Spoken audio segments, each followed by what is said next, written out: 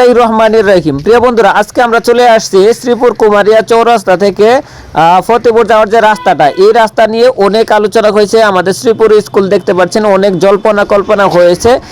বিগত ফেসিবাসী সরকারের আমলে বেশ কয়েকটা জাতীয় টিভি চ্যানেল এবং জাতীয় দৈনিকে এটা প্রকাশ করেছিল, কিন্তু এই রাস্তাটার কোনো কাজ হয় নাই। তবে পরবর্তীতে এখন আস্তে আস্তে কাজ হচ্ছে, তবু শেষ পর্যন্ত কাজ সমাপ্ত হয় নাই।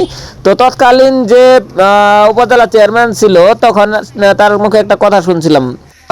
জামালপুর জেলা আওয়ামী লীগের সাধারণ সম্পাদক তিনি আমাদেরকে বলেছিলেন যে, আমাদের ওয়ার্ড সম্পর্কে বলেছিলেন, আপনাদের ওয়ার্ডের ভোট ছাড়াই আমি নির্বাচিত হই, সুতরাং আপনাদের এলাকায় কোনো উন্নয়ন করার আমাদের প্রয়োজন নাই। তো এই জন্যই আসলে আমরা কোনটা হয়ে পড়েছিলাম। এখন পর্যন্ত এটা হচ্ছে ইটের সোলিং এখন আসছে, তো আমাদের বাড়ির কাছাকাছি এসে পড়ছি। লাস্ট পর্যন্ত এই হচ্ছে আবার মাটির রাস্তা চলে আসছে, এখনো কাজ কমপ্লিট হয় নাই, এখন অনেক রাস্তা বাকি আছে।